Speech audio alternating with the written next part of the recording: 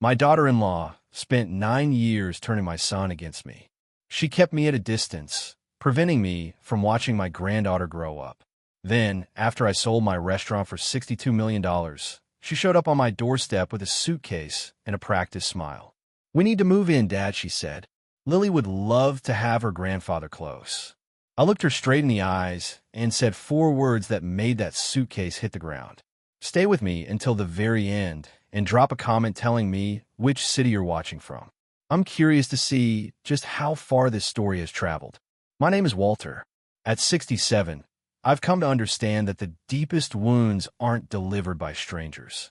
They're inflicted by the people who share your dinner table, who call you by name, who smile at you, as they quietly shut every door that connects you to the ones you cherish most.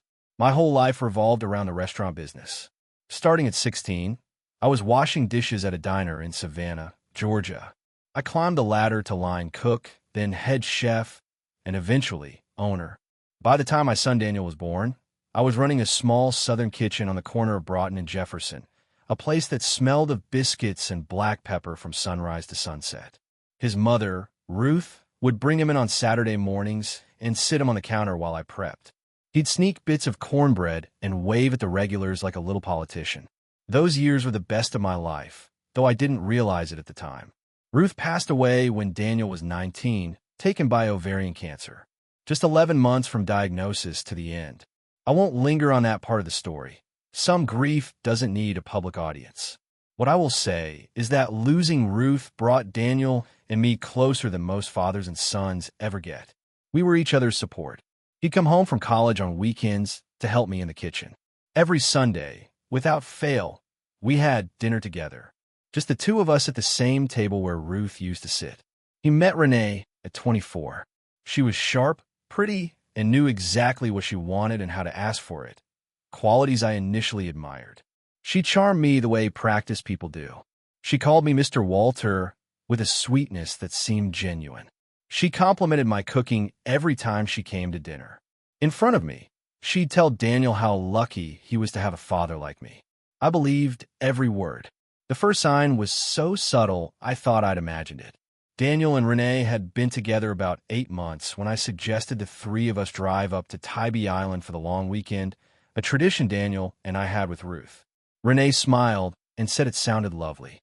Then, 2 days before we were to leave, Daniel called to say Renee wasn't feeling well and they'd have to cancel. Fine. People get sick.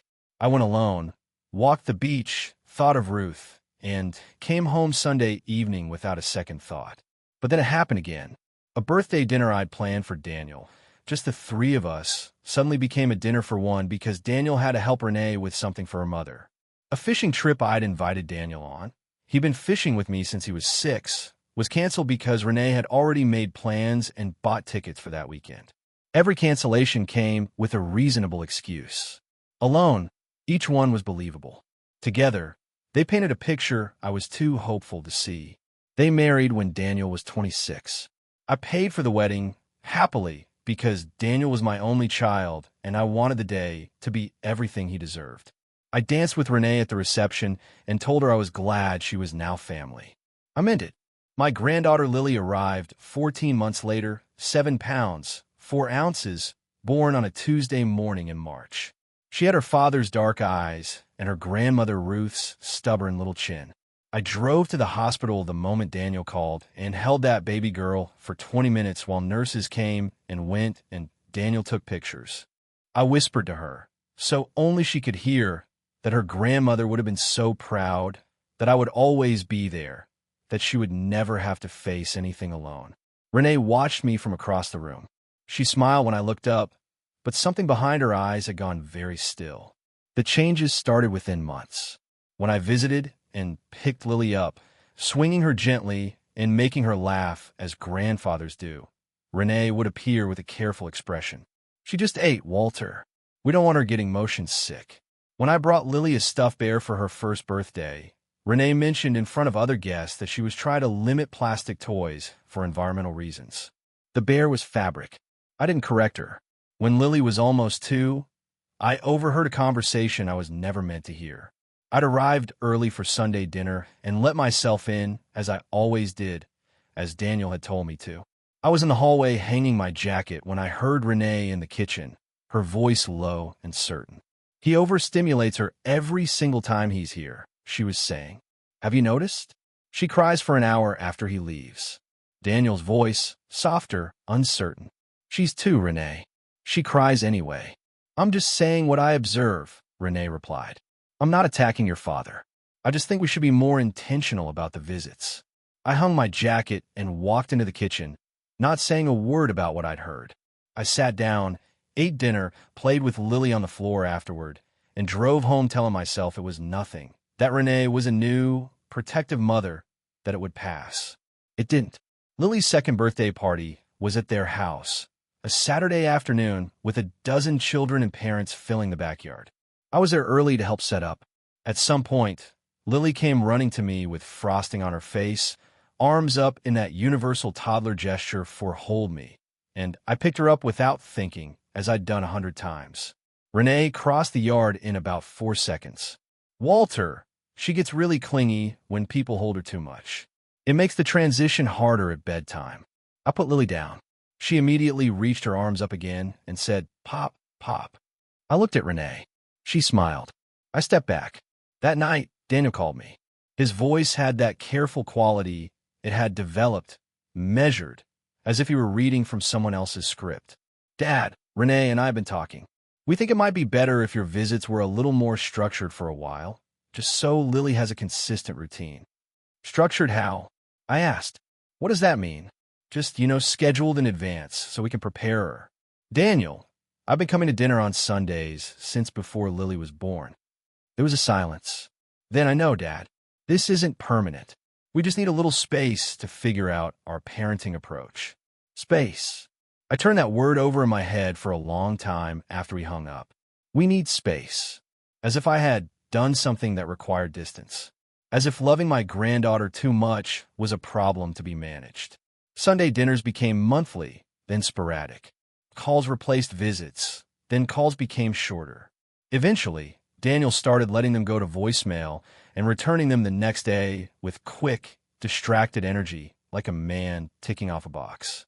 Lily's voice disappeared from the background of our calls entirely because, as Daniel explained, Renee was working on keeping her schedule consistent, and phone calls disrupted her wind-down routine.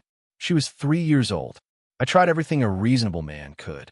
I sent gifts for every birthday and holiday. I wrote letters, actual handwritten letters, thinking Renee might object to calls but couldn't object to paper. I once asked Daniel plainly, sitting across from him at a coffee shop downtown, what I had done wrong. He looked genuinely pained. "You haven't done anything wrong, Dad. Renee just has a different approach to family boundaries than what you're used to." "What boundaries am I crossing?" I asked. "I'm her grandfather." "I know," he said. "I know that. It's complicated." He didn't explain how. The last time I saw Lily before the long silence, she was 4 years old. I had been allowed, that's the only word for it, to come to the house for her birthday. She was shy with me. That's what broke me. Lily, who at 2 had run to me with frosting on her face yelling, "Pop, pop," stood behind her mother's leg at her own birthday party and looked at me like I was someone she was trying to remember. I crouched down and told her I had brought her something. She took the gift without coming closer. Renee put her hand on Lily's shoulder in a gesture that looked like comfort but acted as a wall. I drove home that afternoon and sat in the parking lot of my own restaurant for 45 minutes before I could go inside. What followed was the longest silence of my life. 9 years. Lily's childhood progressed without me, somewhere across the city and then across the state when Daniel took a job in Charlotte. Birthday cards I sent came back once with return to sender, in handwriting I didn't recognize, meaning someone had deliberately made that choice at a mailbox. Voicemails piled up, unreturned. I stopped leaving them eventually because it felt like shouting into a void. I poured everything I had into the restaurant. I'd always worked hard, but this was different. This was work that filled a silence too loud to bear. I expanded the original location, opened a second in Savannah's historic district, and a third in Charleston. I brought in a culinary director, rebuilt the menu, and started a catering arm that handled 300 weddings over the next 4 years. I wasn't building a business anymore. I was building something to stand inside, so I wouldn't have to feel the empty space where my family used to be. Around year 5 of the silence, the food press started noticing. A profile in Southern Living, a segment on a regional morning show, then a call from a food and hospitality group out of Atlanta interested in acquisition. I told them I wasn't interested. They called back 6 months later with a different number. I told them I'd think about it. What I thought about was this. I had turned 65. I was running 3 locations and a catering operation on 6 hours of sleep and the peculiar energy of a man with nowhere else to go. I thought about what Ruth would say if she could see me. I thought about Lily, who was 13 by then, growing up in Charlotte with a grandfather she probably thought of as a vague, complicated absence. I thought about Daniel, my son, who I had raised alone after Ruth died, who I had loved with everything I had, who had let his wife build a wall between us brick by brick while he watched and called it healthy boundaries. I sold the business on a Wednesday in October. $62 million for everything. The 3 locations, the brand, the catering operation, the recipes, the staff contracts, all of it. My attorney cried a little, which he would deny. I signed the papers, shook hands, drove home, and ate a peanut butter sandwich standing over the kitchen sink because I didn't know what else to do with a Wednesday afternoon that suddenly had no destination. The newspaper ran a story 3 weeks later. Local restaurant tour sells landmark Savannah business for record sum. They used a photo from a charity dinner the year before. Me in a jacket I didn't remember buying, smiling like a man who had everything figured out. The story was picked up by a couple of regional outlets. It wasn't national news, but it was the kind that travels through a certain network, the kind where someone texts someone else a link and says, "Did you see this?" Someone texted Daniel.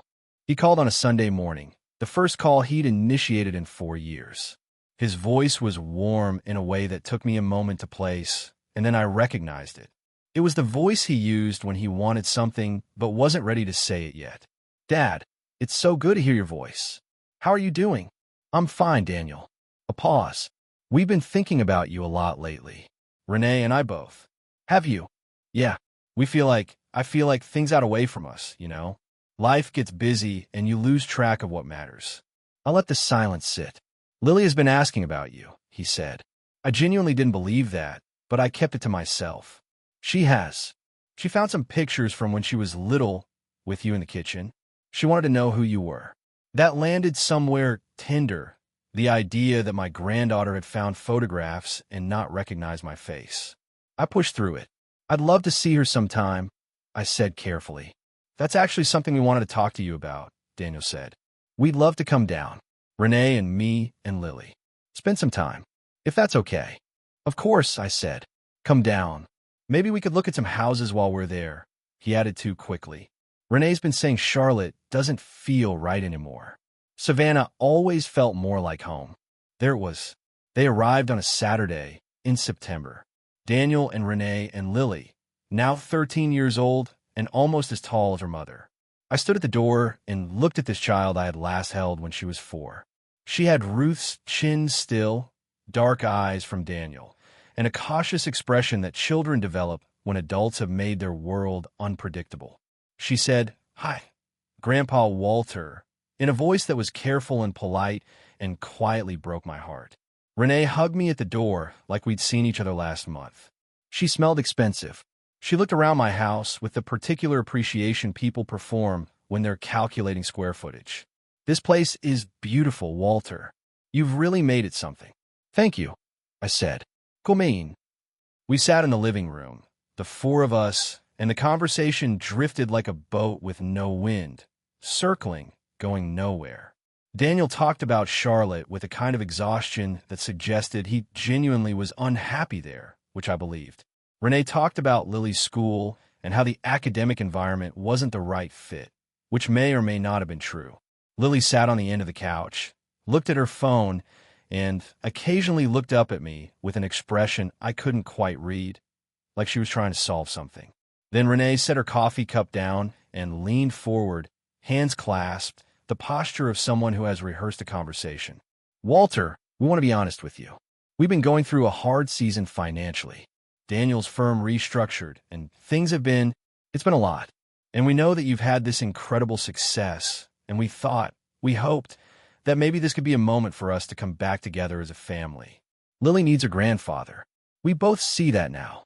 We were thinking, Daniel said, about that property on Isle of Hope, the one with the dock. We looked it up online, and it's extraordinary. Lily has always wanted to be near the water.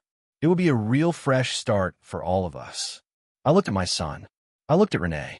I looked at Lily, who had gone very still and was staring at the floor with the unmistakable expression of a child who has been brought along to something she didn't choose and doesn't understand. How much? I said. Daniel blinked. What? The Isle of Hope property. How much is it listed for? Renee recovered faster than he did. 2.1. But in this market, you could probably get it for under 2. And with your resources now, Walter, it wouldn't even in your debts. I said, the restructuring, what does that look like? A silence that told me everything. Daniel looked at the floor. Renee's expression tightened and then smoothed itself back into something practiced. We have some credit issues, she said with the dignity of someone who has made peace with a number they're ashamed of. Nothing insurmountable with the right support. I nodded slowly. I looked at Lily, who was looking at me now, her phone face down in her lap. There was something in her eyes, not the coached warmth of her parents' visit, but something genuine and uncertain. She was trying to figure out who I was. She had found a photograph of a man in a kitchen, and now she was sitting in that man's living room trying to understand the gap between the picture and the present, and nobody had explained it to her honestly. That was what settled it for me. I'd like to talk to Daniel alone for a moment. Renee's eyes moved to Daniel. He nodded.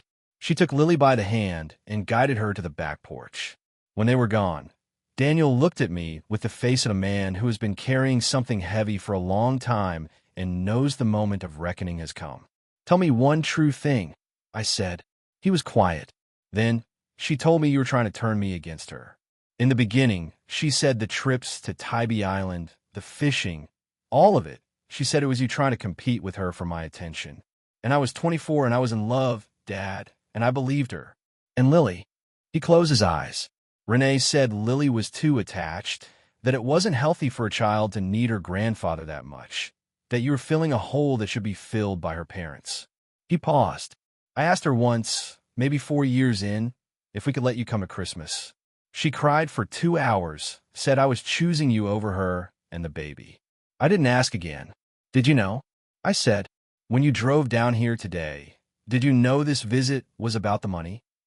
He didn't answer, which was its own answer. Daniel, I said quietly, I want to show you something. I went to my desk in the study and came back with a folder. Inside were letters on official letterhead, statements, documentation. I sat on the coffee table between us. Daniel picked up the first page and read it, then the next. His face changed like the sky before weather, slowly and then all at once. Dad, he said, his voice gone very quiet. What did you do? I gave it away, I said. Most of it. Over the past month, the Second Harvest Food Bank Network, the Alzheimer's Foundation, 3 scholarships at SCD in your mother's name. I kept enough to live comfortably and to pay for Lily's college myself directly, held in a trust that goes to her at 18 regardless of anyone else's involvement. Daniel stared at the papers. You knew we were coming. I knew someone was coming, I said. When you hadn't called in 4 years and a newspaper story ran, and suddenly you were calling on a Sunday morning asking how I was doing, I knew someone was coming. The house on Isle of Hope, you'll need to find another way. He sat back. He didn't look angry. He looked exhausted in a way that went much deeper than one conversation. He looked like a man who had been standing at the edge of something for a long time and had finally stepped off. She's going to leave me, he said, almost to himself. When there's no money. She's going to, he stopped. Maybe, I said, or maybe she'll surprise you. I don't know your marriage, Daniel. I haven't been allowed to know your marriage. I let that settle. But I know that Lily is 13 years old, and she found a photograph of me and didn't know my face, and I can't buy that time back.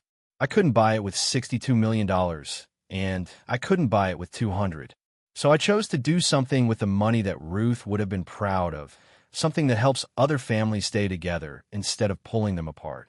Daniel was crying quietly, the way men of a certain generation cry, like they're apologizing for it while they're doing it. I watched my son cry, and I felt grief and love and anger all tangled together in a way I couldn't separate, so I didn't try. "What do I do?" he said. "That's not my question to answer," I said. "But I'll tell you what I want. I want to know Lily. Whatever that looks like now, whatever she's comfortable with, I want the chance to be her grandfather while there's still time for it to mean something to her. Not because of money, not because you need something from me, because she is Ruth's granddaughter and she deserves to know where she came from." He nodded without speaking. I went to the back porch. Renee was on her phone. Lily was standing at the edge of the garden, looking at the camellia bushes Ruth had planted years ago that I'd kept alive through pure stubbornness. I walked over and stood beside her. She didn't move away. "My wife planted those," I said. "Your grandmother. Before you were born." Lily looked at the camellias for a moment. Then she said, "I found a picture of you from when I was little. You were holding me, and you were laughing at something." She paused. "You looked happy." I said. "You were the best thing that had happened to me in years." She was quiet then. "Why didn't you ever come see me?" And there it was. The question she had been sitting with on that couch. The question nobody had ever answered honestly. I thought carefully about what to tell a 13-year-old who deserved the truth, but didn't need to have her family dismantled in an afternoon. "Adults sometimes make decisions that kids have to live with," I said, "and those decisions aren't always fair. What I want you to know is that I never stopped thinking about you. Not one single day." She looked at me for a long moment with those serious dark eyes. Then she said, "Can I see the kitchen? Dad says you used to make really good biscuits." I laughed. It came out of me before I could stop it. Real and sudden, flooding with something that felt like relief. "I still do," I said. "Come on." We went inside, and I showed her how to cut the butter cold, fold it into the flour, and why you work the dough as little as possible so it doesn't get tough. She stood at the counter and concentrated the way Daniel used to, with her bottom lip tucked in, serious about learning. Renee came inside at some point and watched from the doorway. I didn't look at her. I was busy teaching my granddaughter something that had been waiting 9 years to be taught. Daniel drove back to Charlotte 2 days later. Renee went with him, quieter than she'd arrived.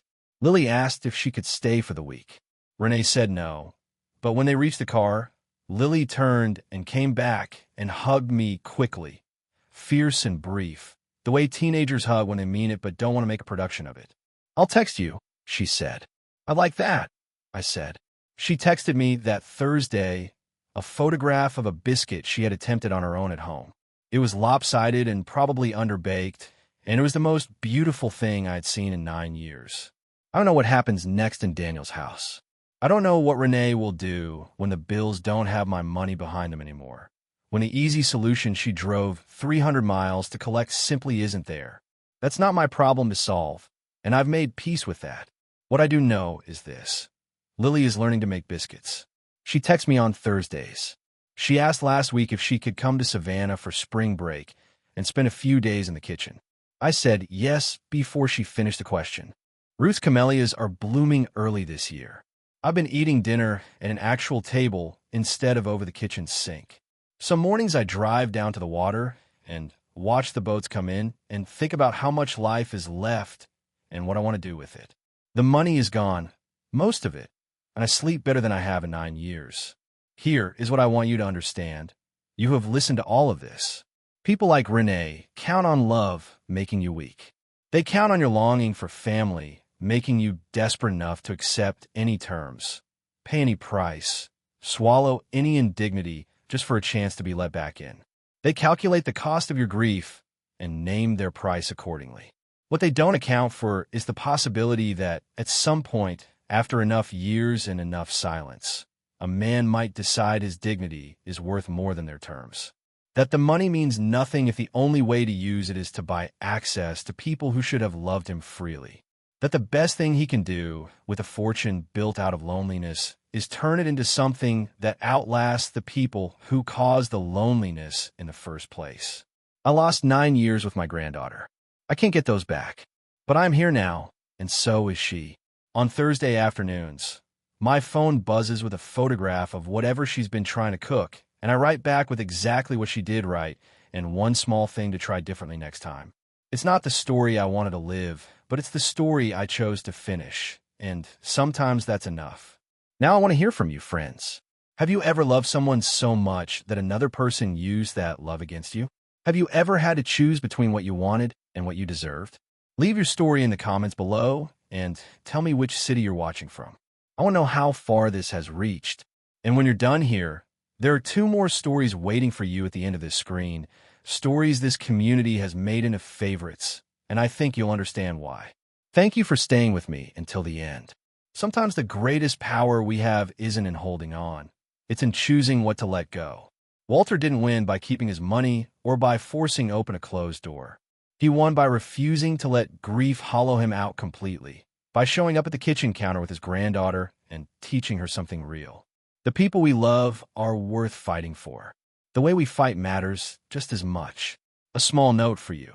This story was created and fictionalized by AI, crafted to bring you a moment of meaningful entertainment while carrying a life lesson worth keeping.